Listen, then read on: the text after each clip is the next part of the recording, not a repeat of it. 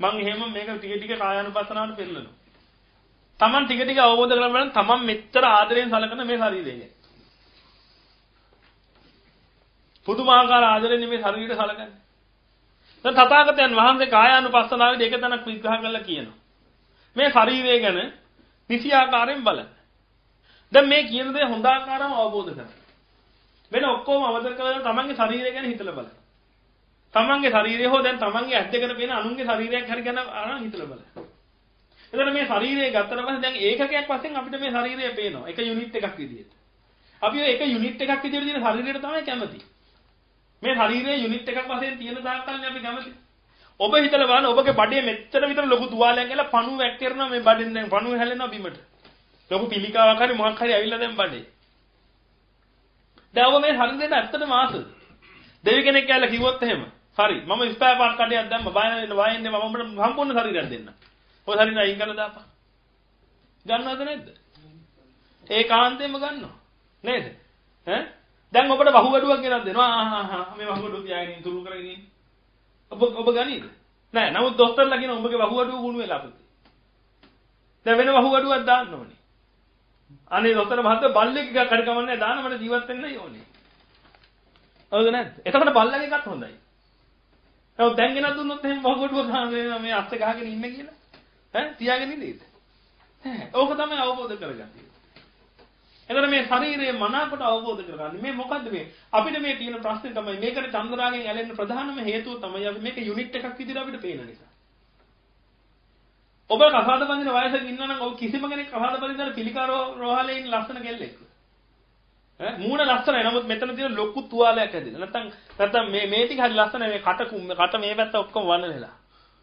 නෑ ඔබට ඕනේ මොකද්ද? ඔබ ලස්සන කියලා දකින්න අර යුනිට් එක. ඒක යුනිට් එකක් විදිහට දකින්නේ. බඩ ඇතුලේ එක ගෑල්ලාමයක් ඉන්නවා හරි ලස්සනයි මූණ හරිම ලස්සනයි. මේ ටික ඔක්කොම වහගෙන හැබැයි ඉන්නේ. බලනකොට මේ ටික ඔක්කොම පිච්චිලා. නමුත් මේ මෙතන ඉන්න ඔක්කොම හොඳට ඇඳලා ඉන්නේ ඒක නිසා පේන්නේ නැහැ. කසාද බැඳලා ටික දවසක් යනකොට නේද අවුරුදු වෙන්නේ. ඈ නිකන් දීග කයිද? ඇයි අර යුනිට් එක දැන් නැහැ ඒකයි. යුනිට් එකේ අඩුපාඩු තියෙනවා. දැන් ඔන්න එපා වෙනවා. මෙච්චර කාල හොඳයි සාරයි කියලා හිතාගෙන හිටියා අර මූණ දැක්කද මේ පොඩි ලස්සන ඇඳුම් වලින් සැරසිලා තියෙන එකද ඇතුලේ තියෙන මොකුත් දැක්කේ නැහැ. හැම සම්පූර්ණයෙන්ම පිච්චිලා ගිහිල්ලා. දැන් ඉතින් ආයෙ හෙටින් ඉඳලා දීගේ කන්න පුළුවන්ද? අද ওই ටික දැක්කනම් හෙටින් ඉඳලා දීගේ කාලේ ඉවරයි. මම මේ කියන්නේ හොඳට ඔළුවල අරන් බලන්න. එතකොට අපි එහෙනම් ඇලිලා තියෙන්නේ මොකටද? මේ ඇලිලා තියෙන්නේ මේ යුනිට් එකට. ඒක නිසා තමයි බුදුහාමුදුරුවෝ කියන්නේ මේ යුනිට් එකට ඇලිලා තියෙන නිසා මේකට ඇලිලා තියෙන තාක්කල් ඔබට නිවන කියන එකක් දකින්න හම්බෙන්නේ නැහැ. නිවන කියලා කියන්නේ මොකද්ද? ඊළඟ භවයේ නතර කරන එක. වෙන මොකුත් නෙමෙයි. බොහොම සරල අර්ථයක් නිවනට තියෙන්නේ. නිවන කියලා කියන්නේ මොකද්ද? Stop your rebirth. ආයි උපදින එක නතර කරනවා. එච්චරයි. හරි ලේසි. කවදාවත් බුද්ධිසම් කියන්නේ මොකද්ද? ඊළඟට ආයි උපදින එක නතර කරනවා. පුනර්භවය නැති කරනවා. භවය උදුරලා දානවා.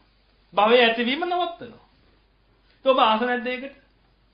සමහරව ආස නැති වෙන්න පුළුවන්. ඇයි? දුක්ඛ සත්‍යය තියා අනුබුදරේ දුක කියන්නේ මොකද්ද කියලා තව අවබෝධ වෙලා නැහැ තාම. දුකයි දුක්ඛ සත්‍යය කියන්නේ දෙකක් අපි පස්සේ වань එමු. කොහොමද ඊයේ දරුවෙක් මගෙන් හොඳ ප්‍රශ්නයක් ඇහුවා. දුකයි දුක්ඛ සත්‍යය අතර වෙනස මොකද්ද කියලා. බොහොම ගැඹුරු ධර්ම කාරණාවක් ඇහුවේ. මම කිව්වා ධර්ම සමාධියෙන් ඔකට උත්තරයක් දෙන්න.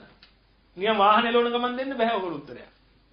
ධර්ම සමාධියෙන් ඇවිල්ලා උත්තරයක් දෙන්න ඕනේ. නිකන් කතා කරලා කියන්න බෑ. දුකයි දුක්ඛ සත්‍ය අතර වෙනස. දැන් අපි ඒකට පස්සේ එමු. එතකොට ඔබ දුක කියන්නේ මොකද්ද කියලාවත් දන්නේ නැති වෙන්න පුළුවන්. දුක්ඛ සත්‍ය කියන්නේ මොකද්ද කියලා Tamanට අවබෝධ නැහැ. ඒක නිසා නිවන් දකින්න මට නිවන් දකින්න ඕනේ නැහැ. මේ තියෙන විදිය මට හොඳයි. නමුත් ඔබ මැරිලා ගිහිල්ලා මල පෙරේතය වුණා. දැන් මොකද වෙන්නේ? ඉතින් හිතනවා මල පෙරේතය කියලා જાතියක් මේ ලෝකේ නැහැ. ඔබ මැරිලා ගිහිල්ලා මේ කෙල සොටු අනුභව කරන ප්‍රේතයෝනික ඉපදුණා. ආනන්ද මෛත්‍රී හාමුදුරන්ගේ එක්තරා පොතක තියෙනවලු මෙන්න මෙහෙම දෙයක් ආනන්ද මෛත්‍රී හාමුදුරුවෝ දැකපු එක ස්ත්‍රියාවක් ඉන්නවලු ටික වයසට ගිහිල්ලා දැන් ඒ ස්ත්‍රියාවට මේ කාසේ වගේ ලෙඩක් ඇලිලා ඒ කියන්නේ මේ සෙම හැමතිස්සෙම උගුරෙන් සෙමේද මේ ස්ත්‍රියාව මොකද කරන්නේ පඩික්කමක් තියාගෙන ළඟ ඉඳගෙන මේ කැස්ස ඇවිල්ලා ඒක ඔක්කොම අර සෙම ටික කාරලා පඩික්කමට ගහනවා කොච්චර සෙම ගැහුවා පඩික්කමේ වලදී දෙම නැහැ මේ කාර්කාරත් මේ සෙම ගහනවා පඩික්කමට. නමුත් පඩික්කම බැලුවාම කෙලක් නැහැ සෙමත් නැහැ. ආනන්දමයිත් හඳුන් කියන බැලුවාම උන්වහන්සේගේ ඥානෙට ගෝචර වෙලා තියෙනවා මොකද්ද? මේ ස්ත්‍රියවහා තෙමින් බැඳිච්ච හාමුදුරු නමක් මැරිලා ගිහිල්ලා අර තිබිච්ච සම්බන්ධයට ආයෙදිලා ඇවිල්ලා එතනටම මල පෙරේතෙක් කියලා. මොකද කරන්නේ? අර ස්ත්‍රියව ගහන සෙම ටික අර පෙරේතයා කනවා. ඔන්න දවහනේ. සමහර පෙරේතයෝ ඉන්න මේ අපි වෙන කවුරුත් නෙමෙයි.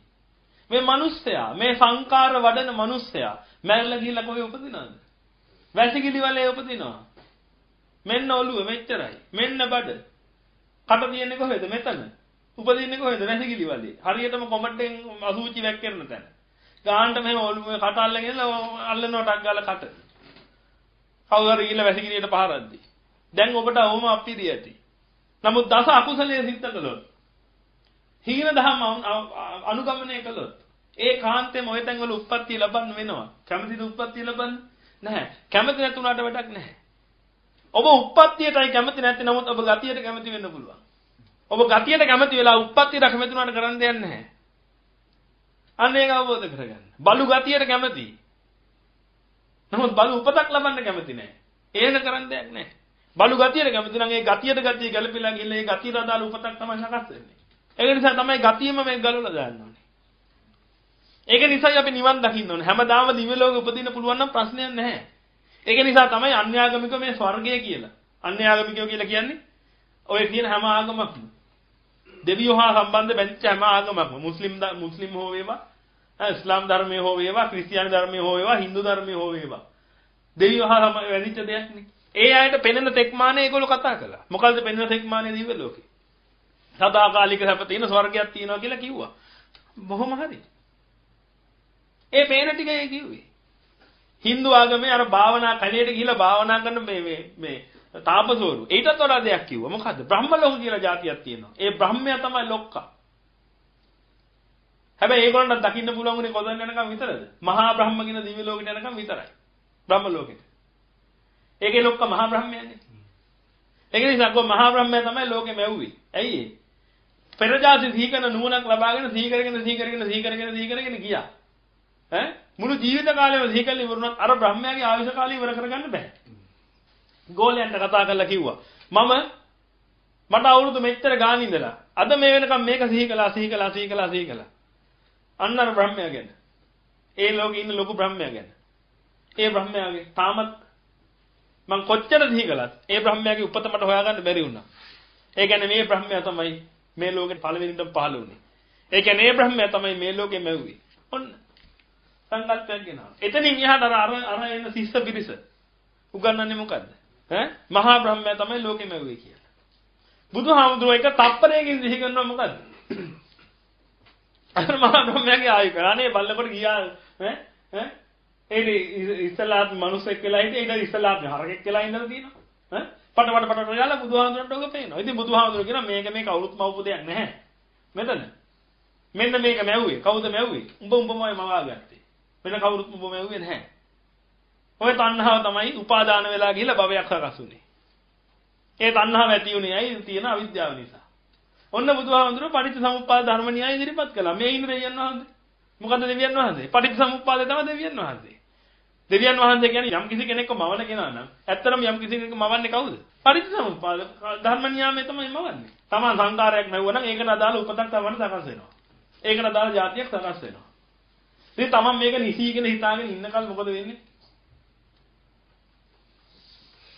නිසී කියලා හිතාගෙන ඉන්නකල් අර සංකාර වඩනවා. ඒ සංකාරය හොඳ නැත්තම් තව සංකාරයකට යනවා. ඒක නිසා තමයි සංකාර කියන්නේ කෙහෙල් වණේකට ඇතුල් වෙච්ච අරටුවක් හොයන්න කියලා කෙහෙල් වලින්ද ගිය කෙනෙක් කියලා කියන්නේ ඒකයි. අරටුවක් කියන එක අරටුවක් හොයන්න කෙසෙල් වණේකට ඇතුල් වෙච්ච මිනිසෙක් මොකද කරන්නේ? මිනිසෙක් ඉන්න ඒ මිනිසාර අරටුවක් හොයා ගන්නවා. හොඳ දිග අරටුවක්. කැලේ ඇවිදින්න යනකොට තනි කෙලින් තියෙන ගස් තියෙන වණයක් හම්බ වෙනවා. බලනකොට මොකද්ද මේ? කෙසෙල් වණය. දැන් මෙයා කෙසෙල් වණේට වදිනවා. වැදිලා එක ගහක් බිම දානවා. බිම දාලා ඔක පතුරු ගහගෙන යනවා. දැන් අරටුවක් හම්බ වෙනවද? නැහැ. මේ මිනිස්සයා හිතනවාද මේ ගස් හැම එකම අරටුවක් නැහැ කියලා? නැහැ. මේ මිනිස්සයා හිතන එක දෙයක් මොකද? හානේ මෙච්චර දිගට තිබ්බට මේ ගහේ අරටුවක් නැහැ. මං තව ගහක් බිම දා ගන්නවා. ඔන්න ඔය විදිහට අපි නිරන්තරයෙන් සංකාර වඩාගෙන ඉස්සරහට ආවා. එක සංකාරයක් වැඩුවා. ඒක කරගන්න බෑ. ඒක හරියන්නේ නැහැ. අපි තව සංකාරයකට ගියා. ඒ සංකාරවල තියෙන අනිත්‍ය ස්වභාවය අවබෝධ කරගත්තේ නැහැ. බුදුහාමුදුරුවෝ කිව්වේ සංකාරවල තියෙන අනිත්‍ය ස්වභාවය අවබෝධ කරගන්න. සබ්බ සංකාරයේසු අනිත්‍ය සංඥා. මොනවද මානෙනි? සබ්බ සංකාර සියලු සංස්කාරයන්ගේ අනිත්‍ය සංඥාව. සියලු සංස්කාරයන්ගේ අනිත්‍ය සංඥාව මොකද්ද? මේ හැම සංකාරයක් ගැනම ඔබ හිතන්න ඕනේ කොහොමද? එතකොට කිව්වේ මොකද්ද? ඉදානන්ද වික්ඛු අට්ඨියති හරාය සබ්බ සංකාරයේහි අට්ඨියති හරායති jigucchati. මේ සියලු සංකාරය මොකද්ද? අට්ඨියති හරායති jigucchati. අට්ඨියති ඇට වගේ. කිසිදු හරයක් නැහැ. ඇටවල කිසිම හරයක් තියනවද? බල්ලෙකුට මස් කට්ටක් හම්බුනම මොකද වෙන්නේ? ඔන්න අටුවාවල කියලා තියෙන දේවල්. මේ ධර්මයේ පැහැදිලි කරන්නේ මේ ඒ කාලේ හිටපු රහතන් වහන්සේලා මහා තෙරවරු ලියපු දේවල්. මස්ලේ නැතියට බලුලෙව කන්නේ කුස්පිරුමක් ඵලයක් නොලබන්නේ. අපි බල්ලන්ව සැර වෙන්නේ කියලා මොනවද ගෙනත් දෙන්නේ? මස් කටු. මස් කට්ට බල්ලට දුන්නාම බල්ලා මොකද කරන්නේ? දාගෙන ඕක හපනවා. නේද? ඕක හපනවා බල්ලගේ බඩ පිරෙනවද? බලන්න කිසි ඵලයක් තියනවද? නැහැ. ඌ ඒක හපනවා. ඒ හපනකොට මොකද වෙන්නේ? උගේ දත් අර මස් කට්ටට හිර වෙලා විදුරු මස් වලින් ලේ ගලන්න ගන්නවා. ඒ රහම උට ආපහු දැනෙනවා. ඌ දැන් මොකද කරන්නේ? ඩබල් එකේ අර කහපනවා. දැන් මේකේ ඵලයක් ලැබුණාද උට? උගේ කුස පිරුණාද? ඒක හපල ඉවරයක් කරනවද උක? නැහැ. ඌ ඒක හපනවා. ඉතින් අර මස් කට්ටක් හම්බෙච්ච බල්ලෝ වගේ නේද අපි සංකාරات එක සැරිසරන්නේ. මෙයා හිතලා බලන්න.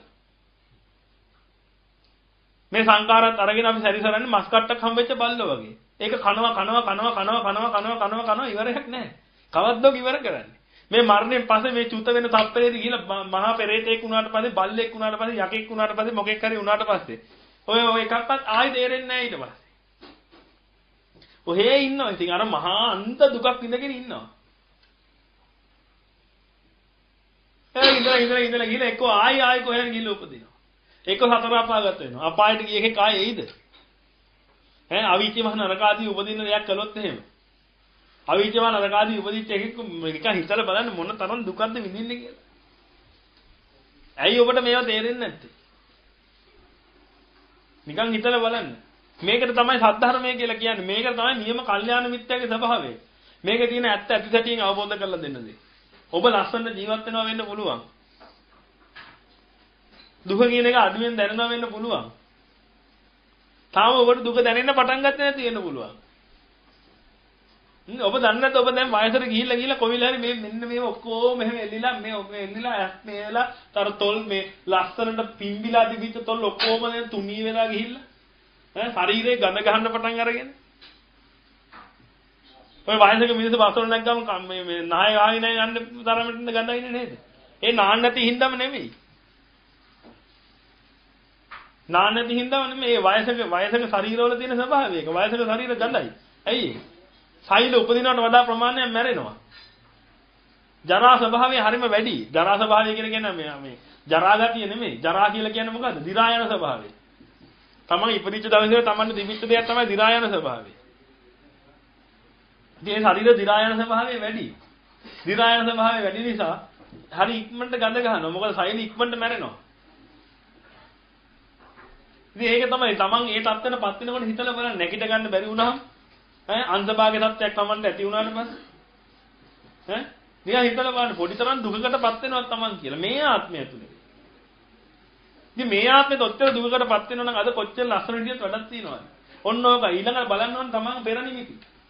පෙර නිමිති නොදකින්න තාක්කල් තමන්ට නිවන් දකින්න බෑ. අහලා තියෙන නේද සතර පෙර නිමිති කියන දෙයක්. සතර පෙර නිමිති දැක්කේ ඇත්තටම කවුද? සිද්ධාර්ථ කුමාරයා. ඒ ඔබ දකින්න නැත්ද එතකොට ඒක? ඔබ සතර පෙර නිමිති නොදකින්න තාක්කල් ඔබටත් නිවන් දකින්න බෑ. ඇයි ඒ? ඔබ මහල් එක දැක්කද? ඔබ මහල් එක ඕන තරම් දැකලා තියෙනවා. නමුත් මේ මහල්ලව පෙර නිමිත්තක් විදිහට දැක්කද? තමන්ගේ පෙර නිමිත්ත විදිහට දැක්කද ඒක? තමන්ට වෙන දත්ත දැක්කද? තමන් හොඳට මහල්ලෙක් දිහා බලාගෙන සිහි කරලා බලන්න තමන්ට මොකද වෙන්නේ කියලා. තව අවුරුදු 20කින් පස්සේ. කොන්ද මේම බිම ගෑන සයිසකට ගැහි පුදු ගෑලා මේ ඔක්කොම මේ වෙලා කවුරු ගණන් ගන්නෑ. නහය වහ ගන්නවා පැත්තකින් යනකොට අයින් වෙනවා කට්ටිය පැත්තකින් යනකොට නියපොතු වැවිලා. ඔය තත්ත්වෙටපත් වෙච්ච කෙනෙක් දිහා බලන්න.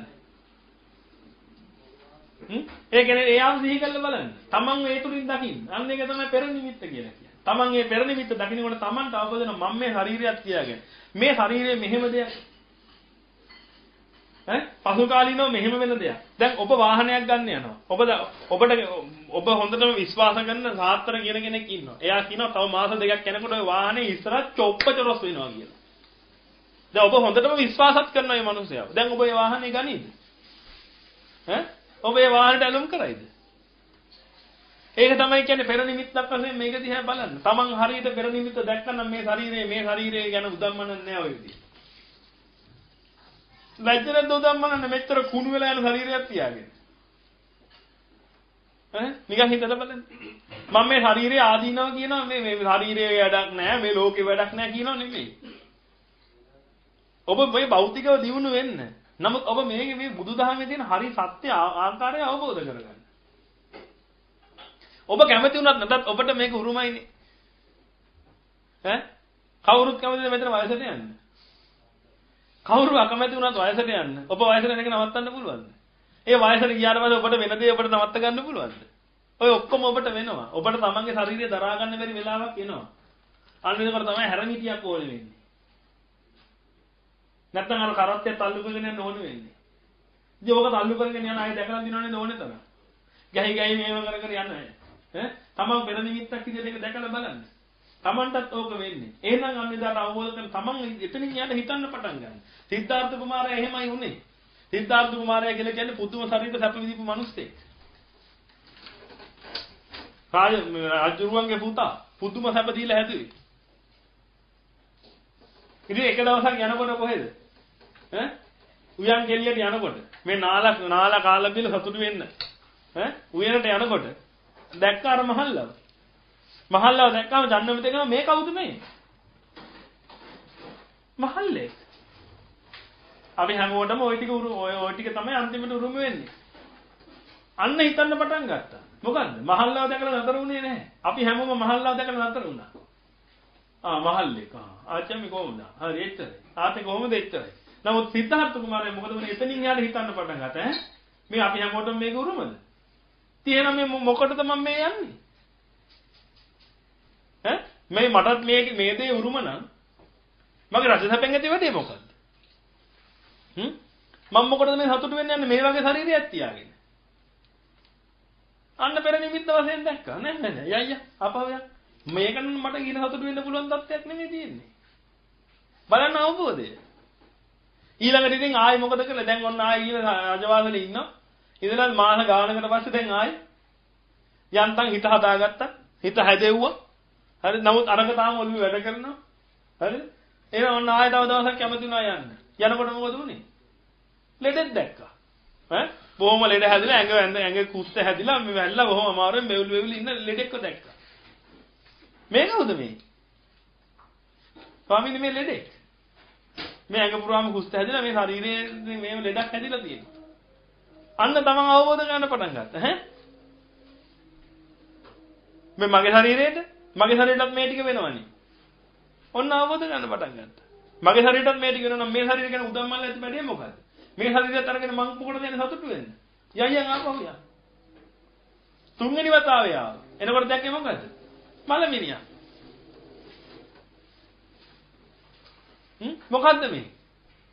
මොකද්ද මේ කියලා? මොකද්ද මේ මැරිලා? අනේ මේ මැරෙනවද? එතකොට එහෙනම් මම මොකටද මේ යන්නේ? මේ සතුටු වෙලා තියෙන ඵලය මොකද්ද? මම මැරෙනවනම්. එහෙනම් මේ එකක්වත් හරියන්නේ නැහැ. මම මේ රජ වෙලා හිටියත්. මම මහල්ලෙක් වෙනවනම් මම ලෙඩෙක් වෙනවනම් මම මැරෙනවනම්. මේ ශරීරයක් දරාගෙන ඉන්නකෙම මට ඵලය මොකද්ද? ඔන්න ඕක අවබෝධ කළා. ඔබ හතර වෙනි විදිහ දකින්නේ කවද්ද? මහල්ලව ඔබ දැක්කද? මහල්ල තුලින් ඔබව දැක්කද? අන්න ඒකයි අවබෝධ කරගන්න ඕනේ. ඔබ මහල්ලව දැකලා තියෙනවා. නමුත් මහල්ලා තුලින් ඔබව දැක්කේ නැහැ. ඔබ කවද්ද ඒක දකින්නේ? ඔබ මහල්ලා තුලින් ඔබව නොදකින්න තාක්කල් ඔබට මේ සංසාරේ සැරිසරදර යන්න වෙනවා. එතකොට එහෙනම් මෙන්න මේ ශරීරයක් දරාගෙන අපි මේ ඉන්න එකේ තියෙන තේරුම දැනගන්න. ඉස්සෙල්ලා කිසිම ඵලයක් තියනවද කියලා හිතලා බලන්න. අන්න එතකොට ඔබට තේරෙනවා මෙන්න මේ ශරීරයේ තියෙන යථා ස්වභාවය. මොකද්ද ශරීරයේ තියෙන යථා ස්වභාවය? මේ ශරීරයේ යුනිට් එකක් විදිහට තියෙන ශරීරයේ බුදුහාමුදුරුවෝ කියනවා මෙන්න මේ මිනිස්සයා ආසාවෙන් බැඳලා ඉන්නේ මෙන්න මේ යුනිට් එකට. නිකන් ඔබ හිතලා බලන්න ඔබට දරුවෙක් උපදින ඔළුව නැතුව. ඔබ ආසාවෙන් තුරුළු කරගෙන ළඟ තියාගන්නේ. ඈ? නිකන් හිතලා බලන්න අත් දෙකයි අකුල් දෙකයි නැති ළමයෙක් උපදිනවා. තමන්ගේ දරුවා කියලා ඉතින් ඉන්නවා තමයි. නමුත් ඇත්තටම කැමැත්තෙන් දින්නේ. මැරිලා ගියා නම් හොඳයි කියන මරන්න නම් බෑ. මැරිලා ගියා නම් හොඳයි කියලා හිතෙන්නේ නැද්ද ළමයා? මගේ දරුවා මරන්න නම් බෑ. සමහරවිට මරනවා නම් කොච්චර දෙයක්ද කියලා හිතෙනවද දෙමාපියන්ට? මේ යුනිට් එක නැහැ. එහෙනම් බුදුහාමුදුරුවෝ කියන්නේ ඒකයි මේ යුනිට් එකක් වශයෙන් මේ තියෙන දේ මේකේ ඇත්ත ඇති සැටියෙන් බලන්න. මේ යුනිට් එකක් වශයෙන් තියෙන්නේ මොකක්ද කියලා බලන්න. යුනිට් එක තියෙන්නේ තමන්ගේ හිතේ නේද? ඔව් නේ අනගත දෙන්නේ නැහැ. එතකොට දැන් මේ ඒක නම දැන් මෙතන තියෙන ප්‍රශ්නේ රූපෙක තියෙන ප්‍රශ්නේ නෙමෙයිනේ. තමන්ගේ හිතේ තියෙන ප්‍රශ්නේ දැන් මේ විසඳන්න යන්නේ. ඒකනේ බුදුදහම අග්‍ර වෙන්නේ අනිත් හැමතැනටම වඩා. හරි දැනටනේ බේත් කරන්නේ. රූපේ වහන්නේ නැහනේ. අනිත් තැන්වල ගන්න රූපේ වහනවා. අනිත් තැන්වල ගන්න ඇස් දෙක වහනවා. රූපේ වැහුවොත් වැඩක් නැහැ, ඇස් දෙක වැහුවොත් වැඩක් නැහැ. මොකද්ද වහන්න ඕනේ? අර හිතෙන් අර බැඳලා තියෙන දේ නූල කඩලා දාන්න උන්ටක් ගාලා. ඉතින් ඒකට තමයි දැන් මෙයා ඒකට තමයි බුදුහාමුදුරුවෝ බණ කිව්වේ. දැන් එතකොට උන්වහන්සේ කියනවා මෙන්න මේ රූපේ දිහා බලන්න. කොහොමද? මේකේ තියෙන ඇත්ත ඇත්තටියෙන් බලන්න. මේ රූපේ ඉස්මුදුනේ ඉඳලා කකුල් දෙක දක්වා මේ තියෙන ටික මොනවද තියෙන්නේ කියලා මෙනෙහි කරන්න. බුදුහාමුදුරුවෝ කියනවා කොහොමද මෙනෙහි කරන්නේ? ඇස්සති පුරුෂේ දෙපැත්ත කට දෙපැත්ත බැඳලා තියෙන ධාන්‍ය මල්ලක් අරගෙන ඒ මල් එක පැත්තකින් ලෙහෙලා මේක මෑ මේක මුං මේක තල මේක වී ආදි වශයෙන් ගොඩවල් වලට ගහනවා. අන්න ඒ විදිහට තමන්ගේ ශරීරය බලන්න කියලා. අපිට අපි බලන් ඉන්නේ මොකක් විදිහටද? ධාන්‍ය මල්ලක් විදිහට. ඒ ධාන්‍ය මල්ලක් විදිහට ඔබ දකින්න දේ මොකක් කරන්න කියලා කිව්වද? එක පැත්තකින් ලෙහෙලා මෑ ටික අයින් කරලා තියන්න. වී ටික අයින් කරන්න. තල ටික අයින් කරන්න. මුන් ටික අයින් කරන්න. ඒ අයින් කළා බලන්න මේක දිහා. අර ධාන්‍ය මල්ලම දැන් තව විදිහකට පේන්න ගනි. ඔන්න ඔය විදිහට තමන්ගේ ශරීරය දිහා බලන්න කිව්වා. දැන් කොහොමද බලන්නේ?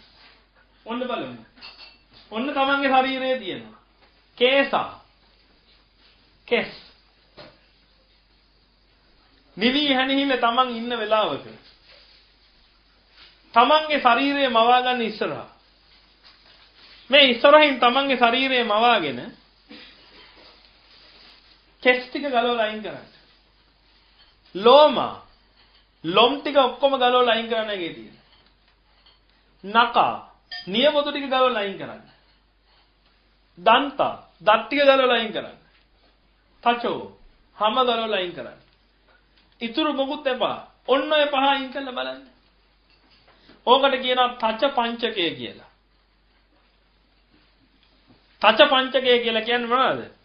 කේසා ලෝමා නකා දන්තා තචෝ කෙස් ලොම් නිය දත් සම. ඔය ටිකෙන්නේ ඔය වැහිලා ඉන්නේ මේ ඇතුලේ ටික. නේද?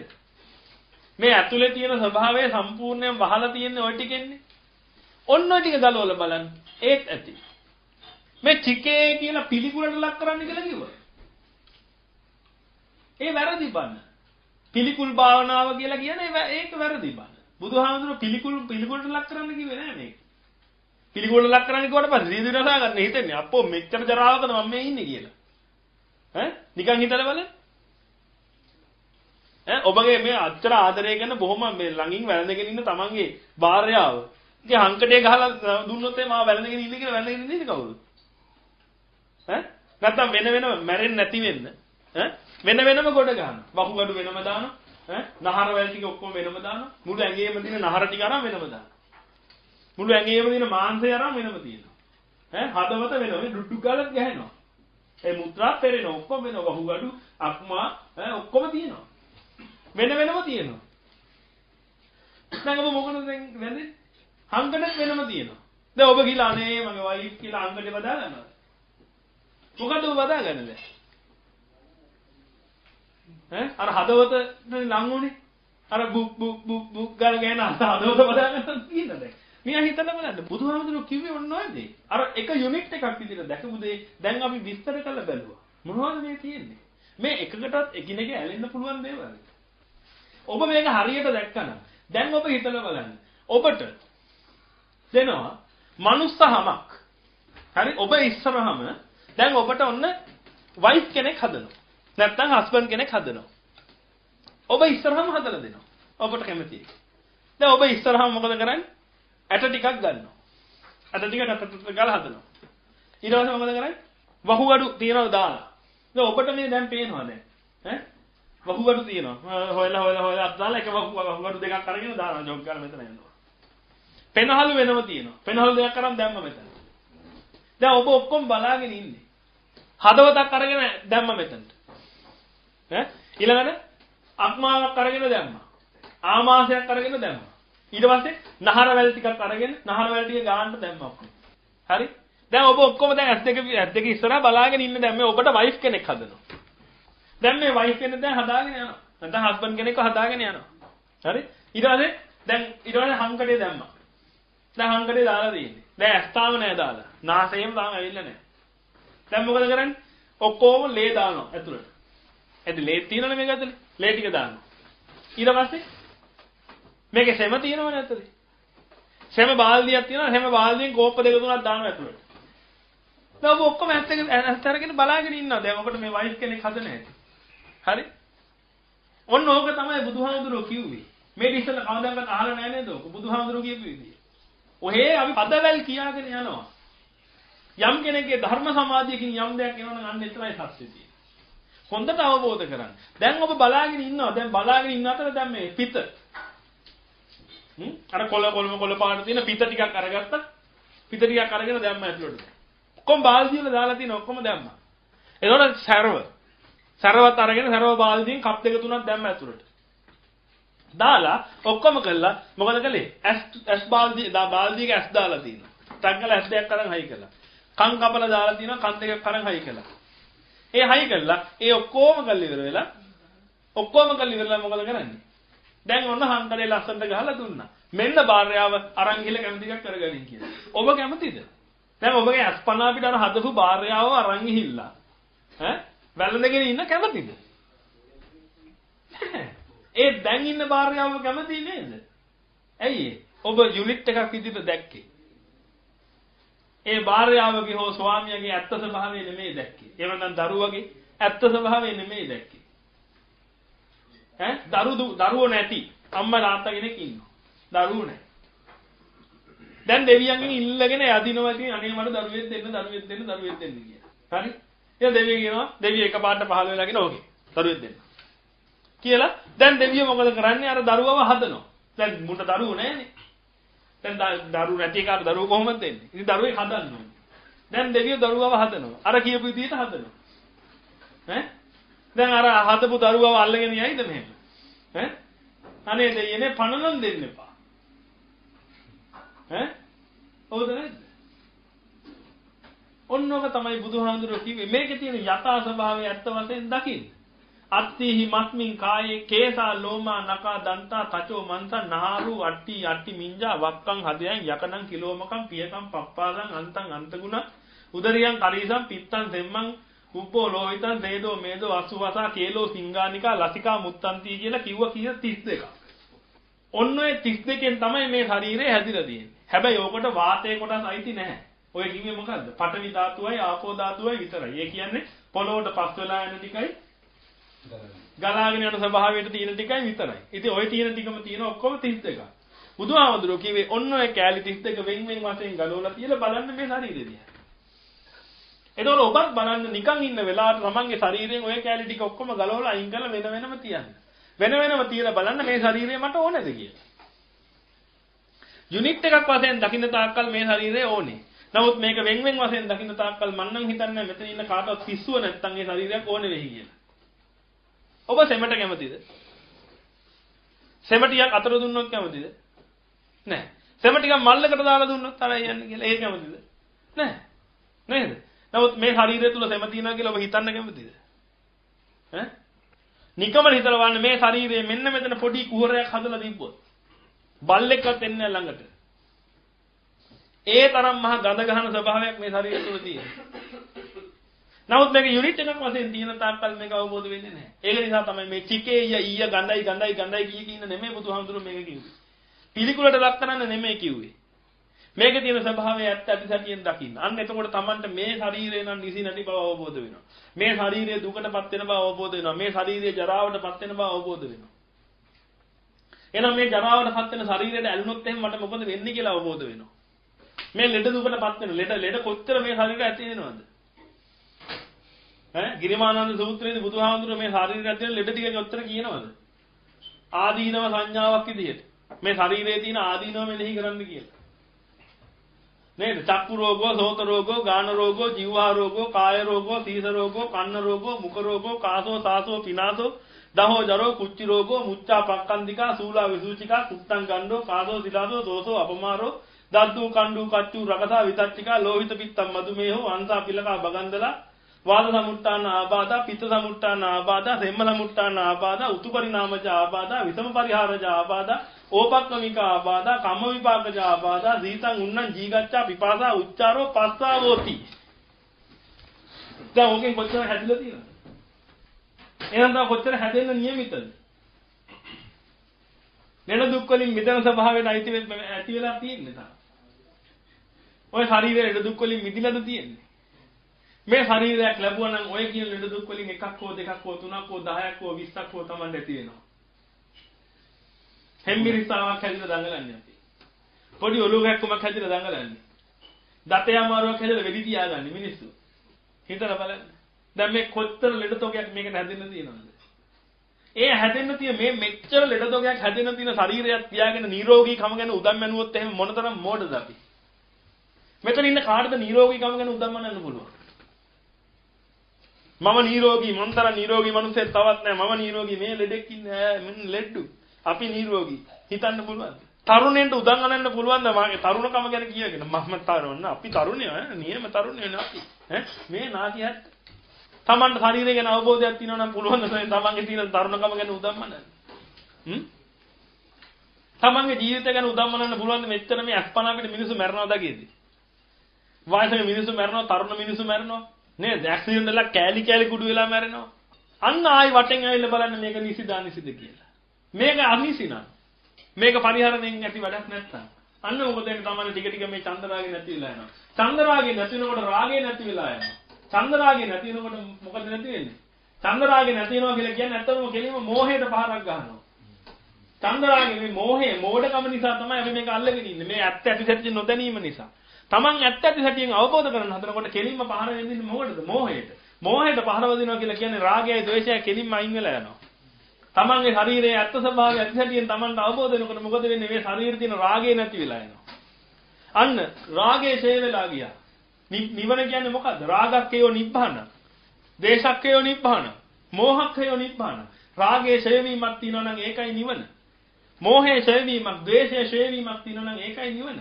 බණ 100ක් අහලා හරි අවබෝධ කරගත්තත් ඔන්න ඔය ටික. බණක් අහනකොට හිතලා බලන්න මේ බණ අහන වෙලාවේ මගේ රාගය ඡේ වෙනවද කියලා. ඒ රාගය ඡේ වෙන්නේ නැත්නම් ඒ බණ අහන්න වැඩක් නැහැ. ඒකට හොඳයි ගෙදර ගිහලා පුතිය ගන්න එක. බණක් අහනකොට බලන්න තමන්ගේ ද්වේෂය ඡේ වෙනවද කියලා. මේ ශරීරය ගැන යථා ස්වභාවය තමන්ට අවබෝධ වෙනකොට මොන රාගයක්ද හිතට ඇති වෙන්නේ? තමන්ගේ ශරීරය එහෙම බලනවා තමන්ට පේන රූප වශයෙන් පේන ශරීරය දිහා අනිත් විදිහට බලනවා. මේ ලෝකේ ඉන්න ලස්සනම නිලිය මේ පාරේ ගියා කියලා තමන්ට මේ පිළිකුලක් හැරෙන්න වෙන මොකුත් දැනෙනවද? තමන්ට පුළුවන් නම් මේ යන ශරීරය දිහා හරියාකාරව බලන්න. ඒතර අනිත් මිනිස්සු මේකට කෙලහලාලා බලන් ඉඳිද්දි රහතන් වහන්සේ ශරීරය දිහා බලන්නේ කොහොමද? ශරීරයේ තියෙන ඇත්ත ස්වභාවය ඇත්ත ඇති සැටියෙන් බලනවා. ඒතර රහතන් වහන්සේට එනවද අර නූල එනවද? නැහැ. නූල රහමුලිය බින්දලා දාලා තියෙන්නේ. මේවා නිසි නැති බව හරියාකාරව ප්‍රත්‍යක්ෂ වූ ඥාණයෙන් අවබෝධ කරගෙන තියෙනවා. ප්‍රත්‍යක්ෂ වූ ඥාණයෙන් අවබෝධ කරගෙන තියෙන නිසා කවදාවත් අර රූපෙට ඇල්මක් ඇති වෙන්නේ නැහැ.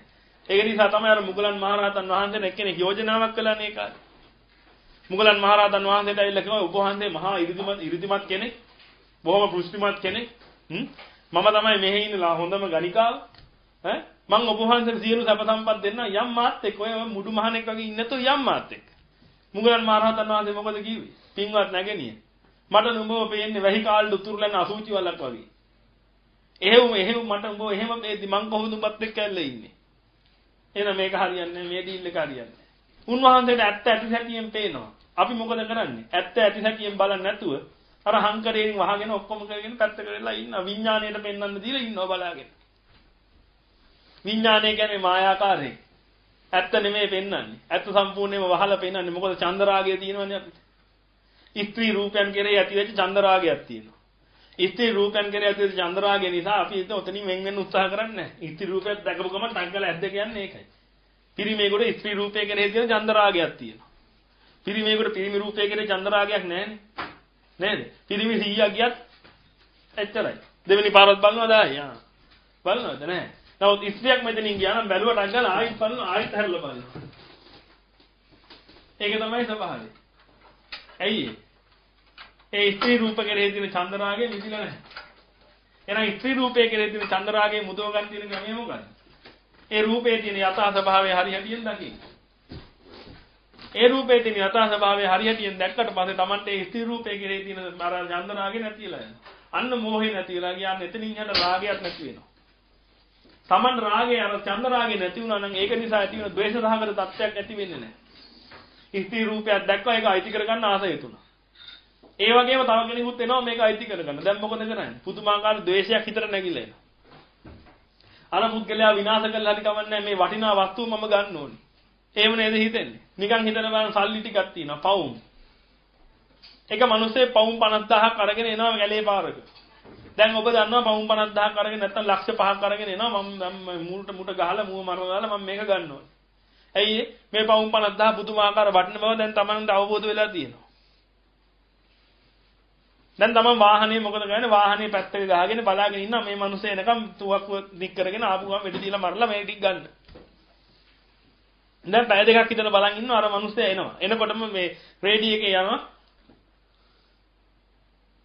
අද දවල් 12 සිට සියලු පවුම් යූරෝ කරනවා.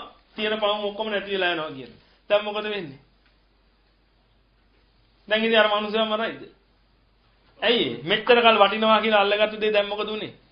වටින්නේ නැති බව Tamanට අවබෝධ වුණා. හවුද නැද්ද? මෙච්චර කල් වටිනවා කියලා අල්ලගත්ත නිසා නේද අර ද්වේෂය ඇති වෙලා අර මිනිස්සයා මරන්න ගියේ. රාගය ඇති වෙලා අර මිනිස්සයා මරන්න ගියේ. දැන් අවබෝධ වුණා එකපාරට නෑ ඒක වටිනකමක් දැන් නෑ කියලා. දැන් ඒක වටිනකමක් නැති වුණා නම් ආයෙ අර මිනිස්සයා මරලා දායිද? නෑ කාර් එක අපරාධ මම මෙච්චර වෙලා බලන් හිටියලා කාර් එක හරවගෙන ගෙදර එනවා. ඔන්න ඔය ටික තමයි මේ හැමදාම වෙන්න ඕනේ. ඒක ඔබ විසින් කරා යුතු දෙයක් නෙමෙයි. ඔබ විසින් මේක අවබෝධ කරගන්න විතරයි ඕනේ. ඊටු ටික ධර්මීය පුරවනවා. ධර්මයන් හසුරවනවා. නිබ්බාන පරතරයට යාම සඳහා ධර්මීය පුරවනවා. ඔබට මහන්සි වෙන දෙයක් නැහැ. ඔබ මහන්සි මේ යුත්තේ මේ මූලික දේ අවබෝධ කරගන්න. මූලික දේ තමයි මේ දේවල් කිසි දෙයක් නිසි නැති බව අවබෝධ කරගන්න. හැබැයි ඒක ප්‍රත්‍යක්ෂ ඥාණයෙන් අවබෝධ කරගන්න ඕනේ. දැන් ඔබට තේරෙන්නේ නැති ටික. නමුත් මේ තේරෙන අනුමාන ඥාණයට මේ කෙනෙක් කියන නිසා තේරෙන්නේ බුදුහාමුදුරුවෝ කියපු නිසා තේරෙන්නේ. දැන් ඕක මෙනෙහි කරන්න පටන් ගන්න. මේ ශරීර ගැන මෙනෙහි කරලා බලන්න. ඊළඟට තව එකක් කියනවා බුදුහාමුදුරුවෝ මෙනෙහි කරන්න. ලේසි ක්‍රමයක්. ශරීරය ගැන. කොහොමද? ධාතු කොටස් හතරට වෙන් කරලා බලන්න. මේ ශරීරය ගන්න. මේ ශරීරේ පඨවි ටික ඔක්කොම අයින් කරන්න. පඨවි කියලා කියන්නේ තද ගතියේ තියෙන දේවල්. තද ගතියේ තියෙන දේවල් ඔක්කොම අයින් කරලා ගොඩක් ගන්න. ඊළඟට ද්‍රව ගතියෙන් තියෙන ටික ගහලා වෙනම ගොඩක් ගන්න. ඊළඟට උෂ්ණ ස්වභාවයෙන් තියෙන දේ ගන්න වෙනම අයින් කරන්න. ඊළඟට වායු කලාපය අරගෙන වෙනම අයින් කරන වායු වශයෙන් තියෙන ඒවා. දැන් තව එකක් ඉතුරු වෙනවද බලන්න. අර ඝන ස්වභාවය අයින් කළාට පස්සේ මේ හොටු හැරව ලේ මුත්‍ර ওই ටික ඉතුරු වෙනවා. ඒ ටිකත් අයින් කළාට පස්සේ වාත කොටස් ටික ඉතුරු වෙනවා. මොනවද? අර ගුඩුස් යනවා කියලා කියන්නේ. උද්දංගම වාතය. ඊළඟ පස්ස පැත්තෙන් යන්නේ අදෝගම වාතය. ඊළඟ අංගමංගානුසාරී වාතය. මේ හැම තැනම යන වාතය කොටසක් තියෙනවා. ඊළඟ කුච්චිසයා වාතය. ඒ කියන්නේ මේ කුසේ තියෙන වාතය. ආදී වශයෙන් වාත කණ්ඩ තියෙන ශරීරය ඇතුලේ. එතකොට මේ වාත කණ්ඩ ටික ඉතුරු වෙනවා. ඒ ටිකත් අයින් කරලා දැම්මට පස්සේ තව මොකද අර උෂ්ණ ස්වභාවයක් තියෙන ශරීරය මොනවද? උෂ්ණ ස්වභාවයක් අපි මේ ආහාර බඩට දැම්මට පස්සේ ඒ ටික දිරවන උෂ්ණ ස්වභාවයක් ඕනේ. අන්න ඒ වගේ උෂ්ණ ස්වභාවයක් තියෙන ශරීරයේ. ඒකට කියනවා තේජෝ ධාතුව කියලා. එහෙනම් පඨවි ආපෝ තේජෝ වායෝ වලට බෙදලා බලන්න ඇති දෙයක් තියෙනවද කියලා ඊට පස්සේ. එහෙනම් ඔබ බිරින්දෑ කියලා කිව්වත්, ස්වාමියා කියලා කිව්වත්, දරුවා, දුව, පුතා, බල්ලා, හරකා, මීමා මොකා කිව්වත් අන්තිමට තියෙන ඔන්න ඔය හතරෙන් යුක්ත දෙයක් විතරයි. මේ ඒකකයක් වශයෙන් Tamanට පේන තියෙන ඔන්න ඔය හතරෙන් යුක්ත දෙයක් බව මෙනෙහි කරලා බලන්න. එතකොට Tamanට ස්ත්‍රී රූපයක් දැක්කට පස්සේ පුරුෂ රූපයක් දැක්කට පස්සේ මෙච්චර කල කාමයේ ඇති වෙච්ච ඔබට දැන් අවබෝධ වෙන්න පටන් ගන්නවා. මෙතන මේ පඨවි ටිකක් තියෙනවා ආපෝ ටිකක්. පඨවි කියලා කියන්නේ මොකද්ද? තද ස්වභාවය, පොළොවට පස්සලා යන ස්වභාවය. මේකත් පඨවි, මේකත් පඨවි, මේකත් පඨවි, මේකත් පඨවි. Tamanට අපි හිතක් එන්නේ නැද්ද? කාය ගැන කතා කරනකොට අපි දැන් කොටස් වලට කැඩුවාම අපි රූප කොටස් වගේ ඉන්නේ කරන්නේ දැන් කියන්නේ. ඔව් දැන් අපි කතා කරන්නේ කායානුපස්සනාව. එතන කය පිළිබඳව තමයි දැන් මේ හිත පිටවගෙන යන්නේ. චිත්තානුපස්සනාවට වේදනානුපස්සනාවට ආවම තමයි ඒව ගන්න. එතනට මේක අද ගන්න එපා. එතකොට මේක අවබෝධ වෙන්නේ නැතුව යනවා. මොකද ඒව ටිකත් ගැඹුරුයි. මොකද ඇහැට පේන්නේ නැහැ. දැන් ඊළඟ බණවාරවලදී අපි ඒව තමයි කතා කරන්නේ. දැන් බොහොම සරලව දැන් කිසිම ගැස්මක් නැති වෙන්න මුලින් ඉඳලා දැන් මම මේ කායානුපස්සනාව අරන් ඇවිල්ලා තිනා මේ අලුතෙන් ආපු අයවල්.